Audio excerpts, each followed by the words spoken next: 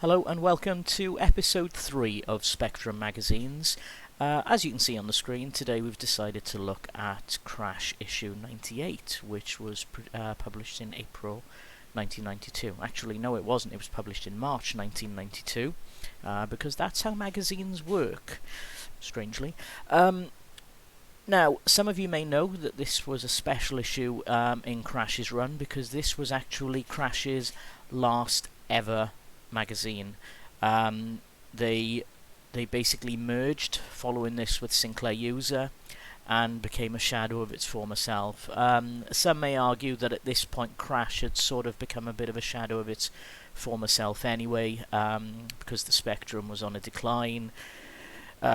Much faster, more powerful machines were on the market at this point. The Atari ST and the Amiga were already popular, and some might even say were reaching the end of their lives, although I know that both scenes are still very, very popular to this day.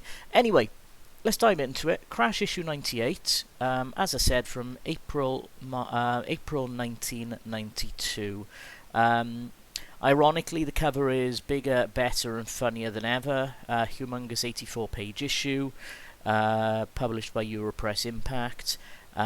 With a special 16-page tips pull-out, and of course the always exceptional cover art by Oliver Frey on the front cover.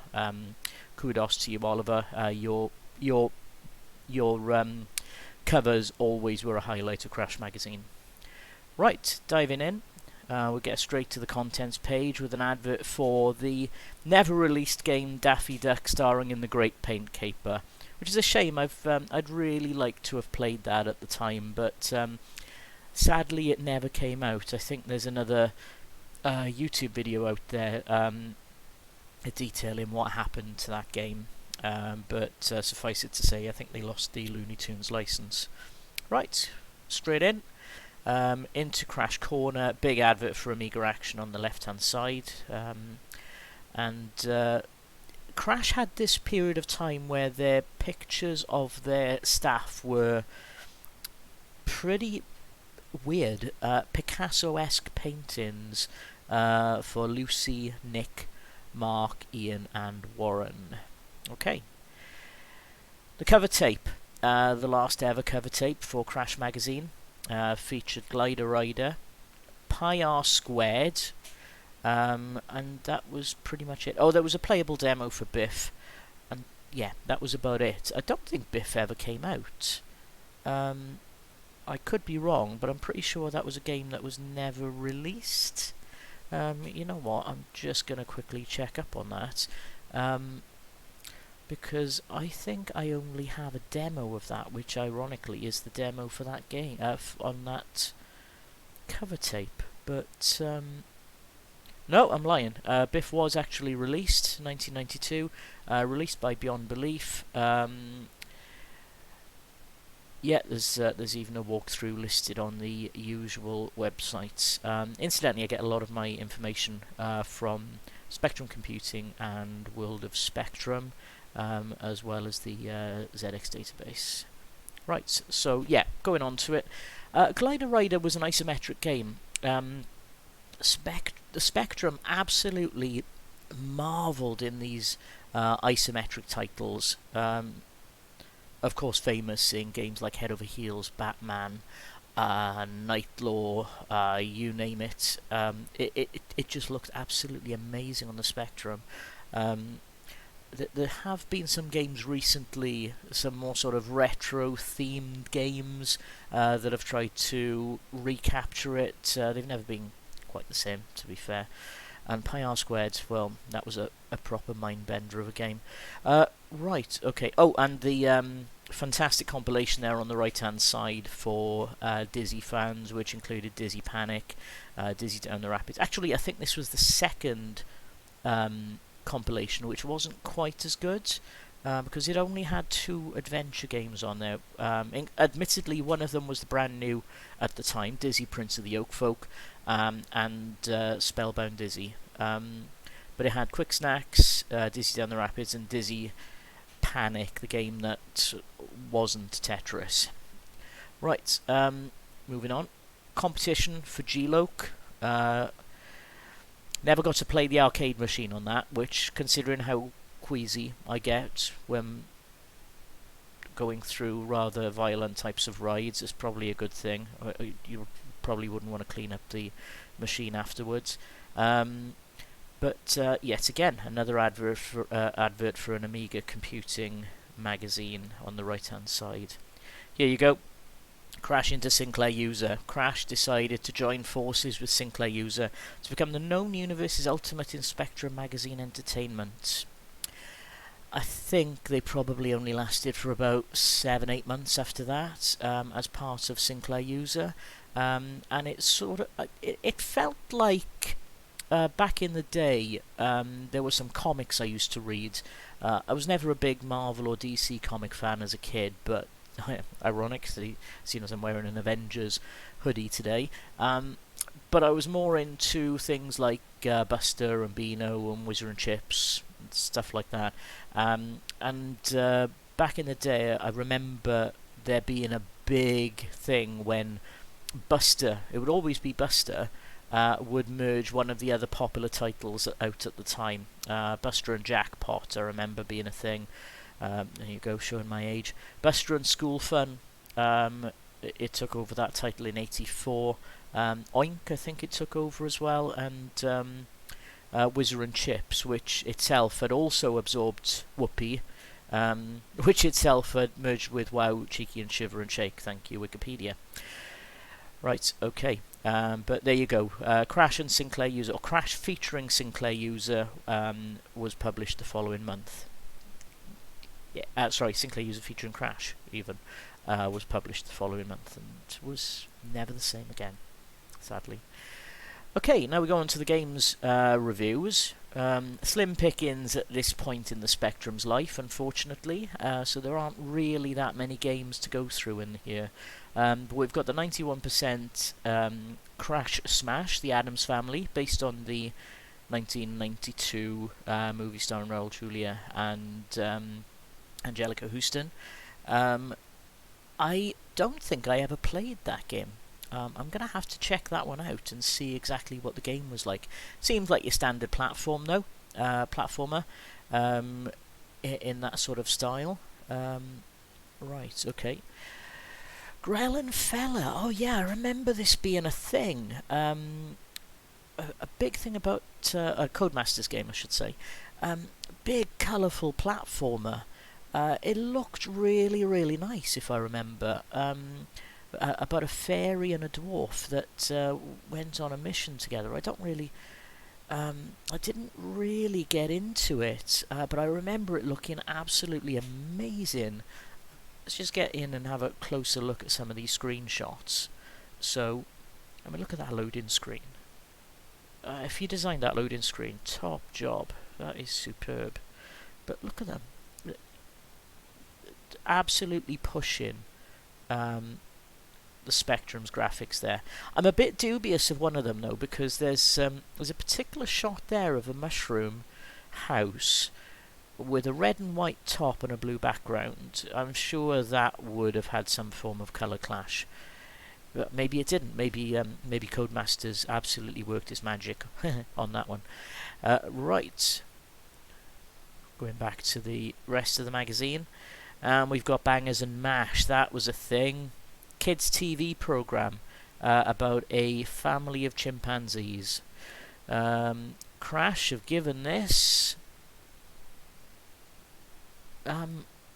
Oh, sorry, it's a preview, so this game wasn't even out at the time.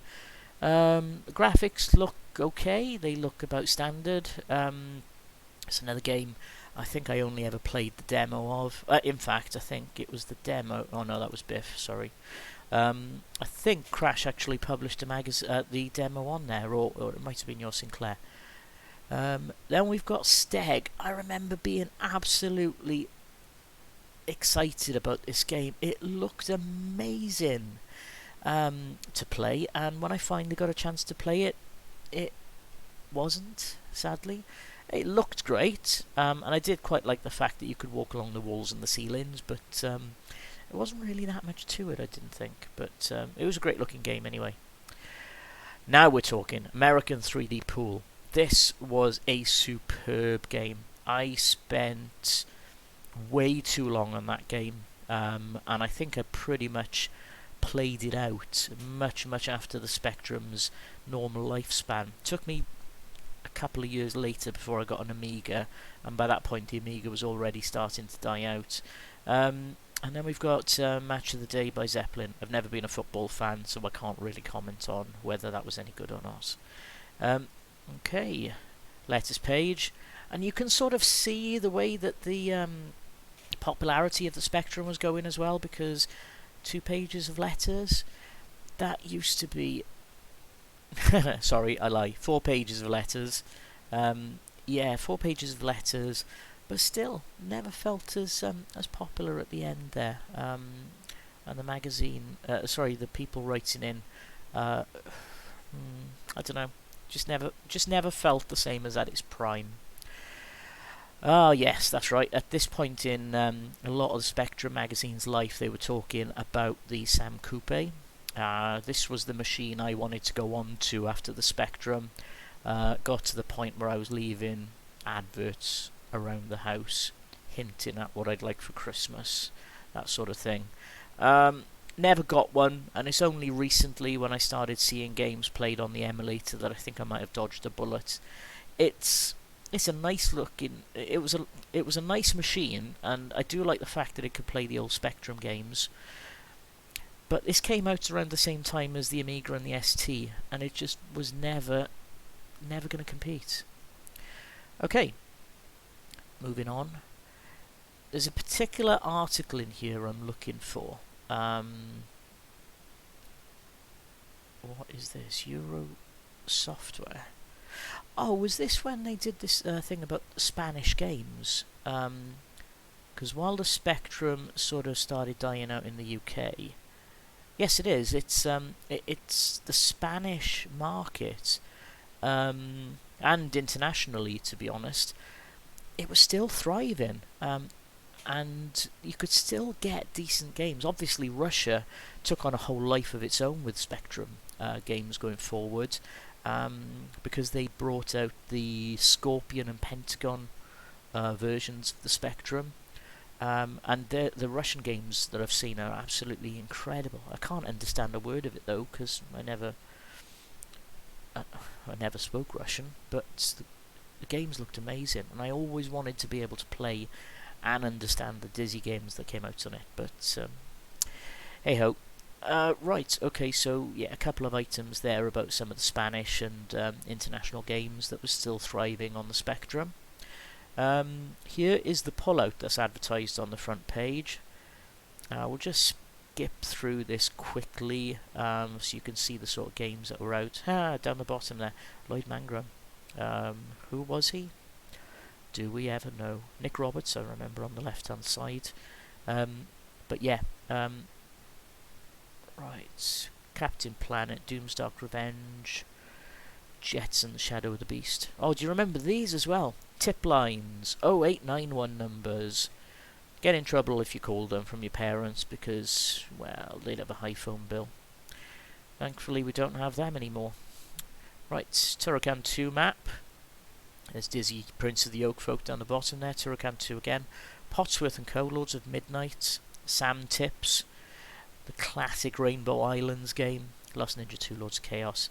And if you pulled your tip supplement out, you had a nice Crash poster, which I think ended up on my bedroom wall for quite a number of years. This is what I was looking for. Danny Duster's Dirty Deeds. Crash Smash, made by Flashsoft, $11.99 cassette, $15.99 disc. What did they give it? 98%. That's right, they absolutely loved this game. Did I mention this was an April magazine? Yeah. It's not real, sadly. Which is a shame, because it actually looks a lot of fun. But yeah, they gave it 98% for a fake game, and they devoted three pages for it, and as you can tell, all the box outs there from all the reviewers, they're absolutely raving about this non-existent game. But yeah, that never came out.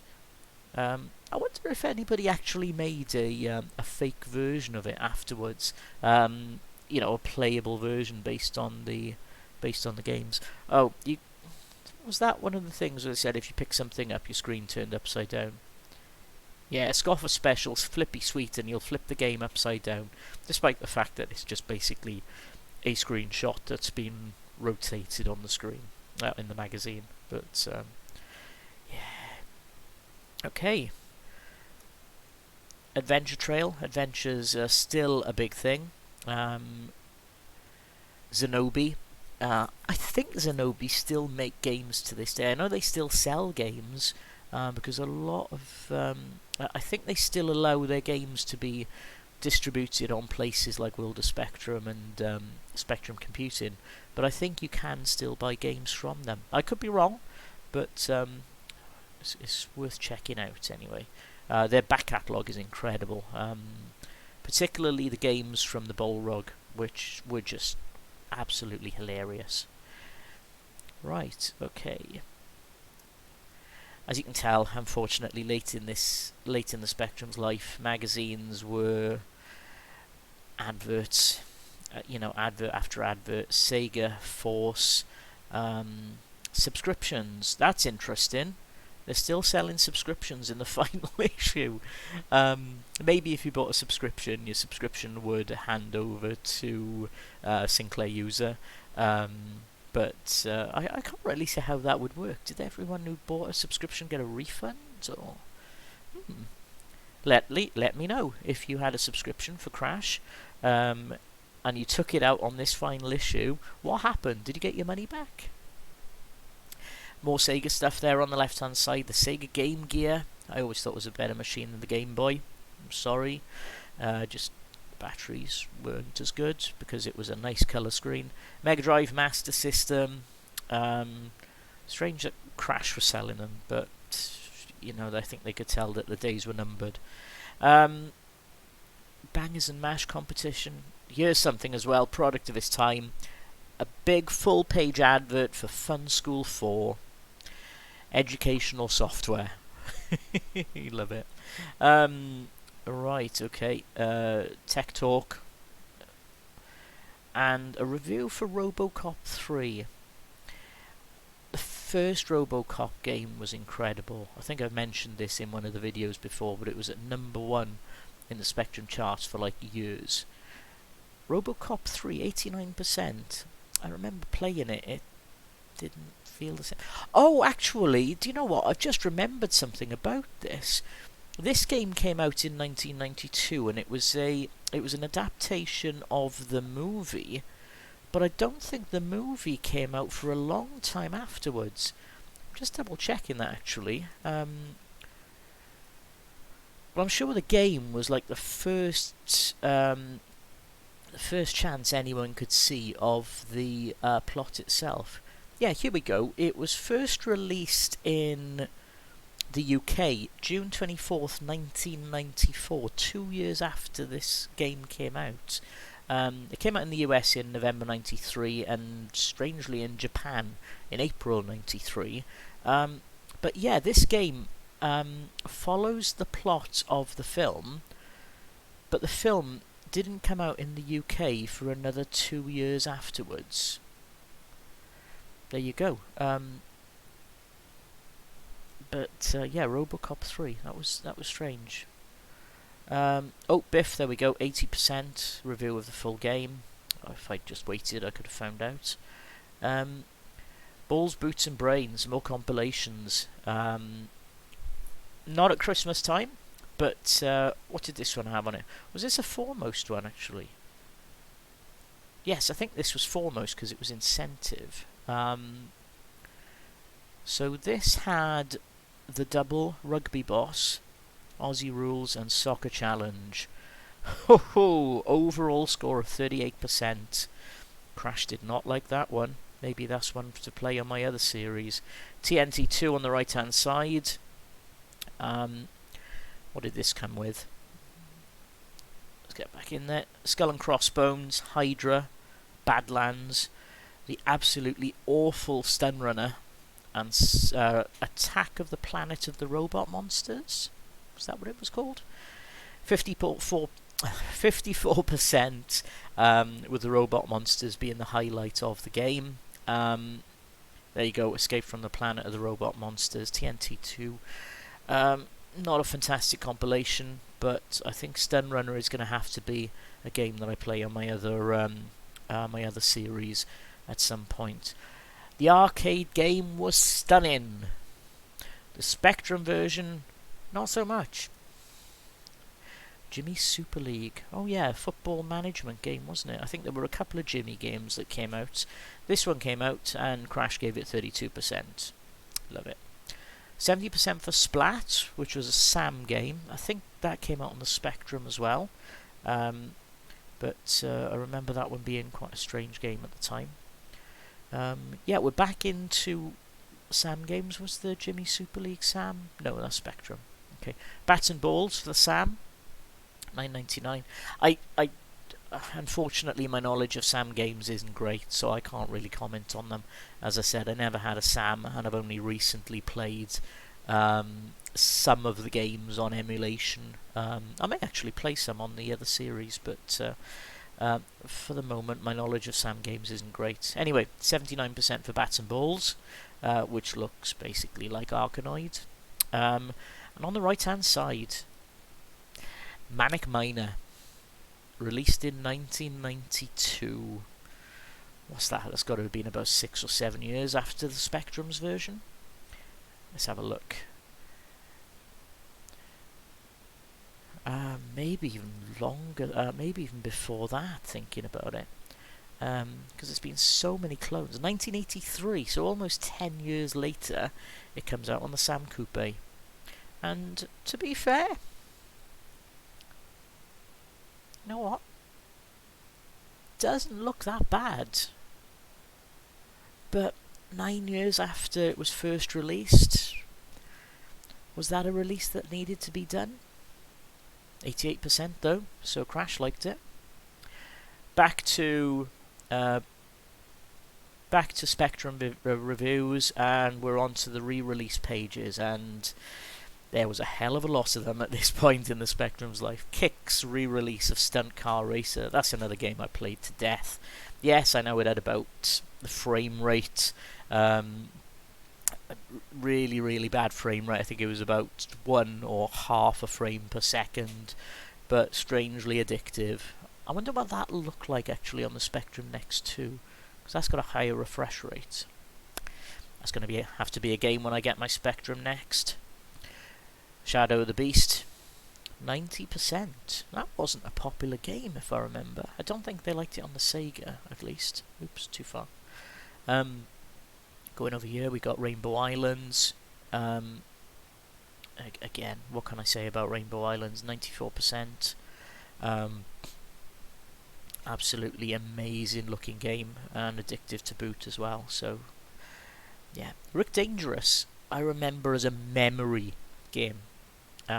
It was a good game, and I remember getting into it. I remember getting into a demo that was on one of the magazine cover tips. But I seem to remember it was all about memory.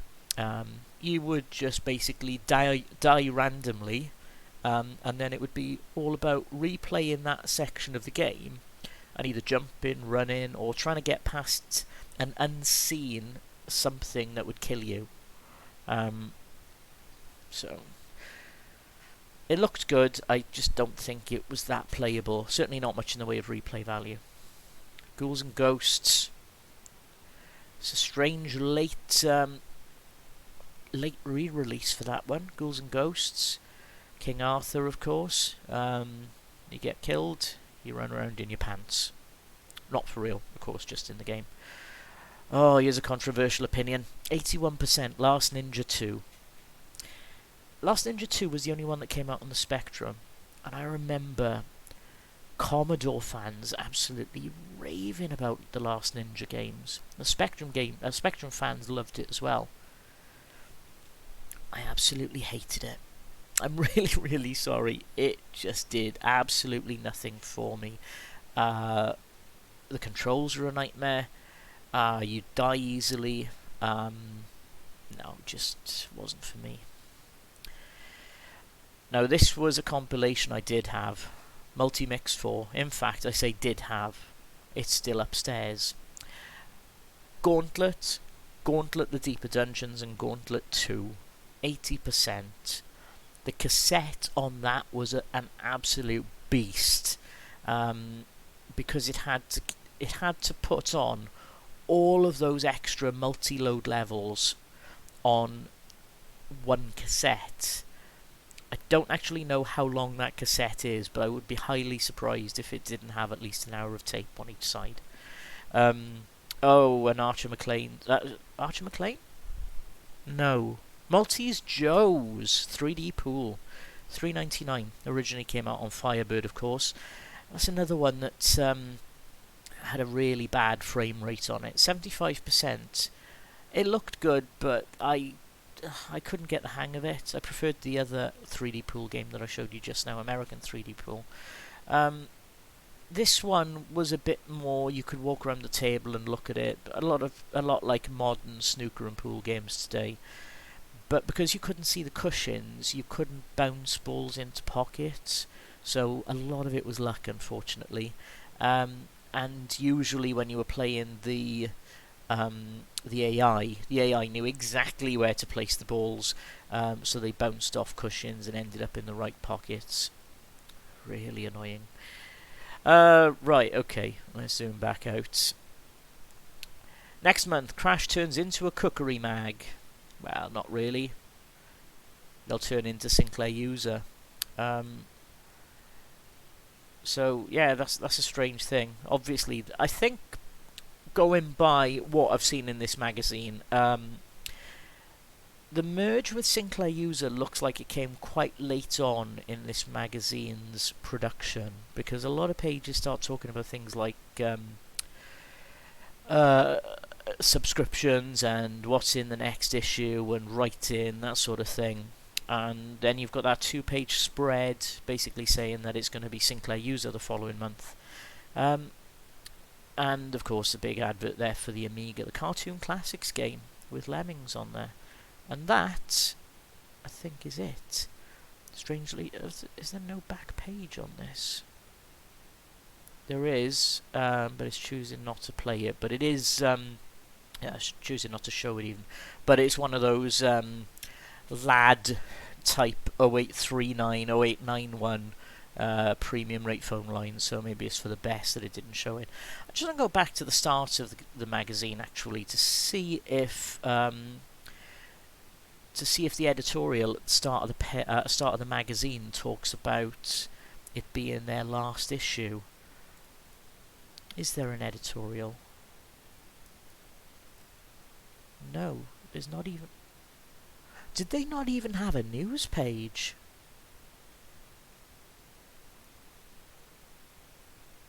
No, they don't.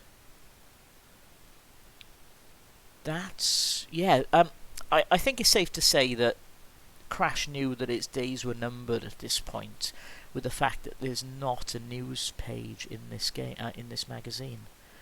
Strange, 84 pages and no news page. Anyway, back to the start to show you that lovely Oliver Frey cover again. Yeah,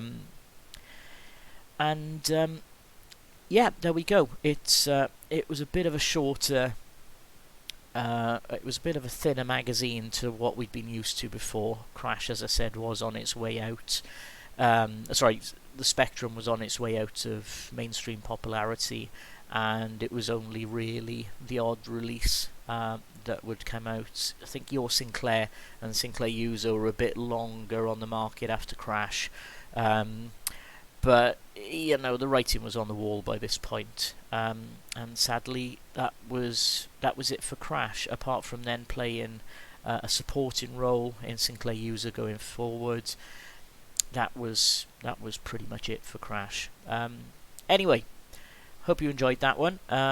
we'll try and do these a bit more regularly. I think the next one is going to be a Sinclair User magazine, unless I get any requests for anything else. Thanks very much for watching. Follow me on Twitter over there. And if you like what I'm doing, please like and subscribe, and click the bell icon as well to be notified of any new uploads. And also please comment below and let me know your memories of this magazine. But thanks very much, and I'll see you next time. Bye bye.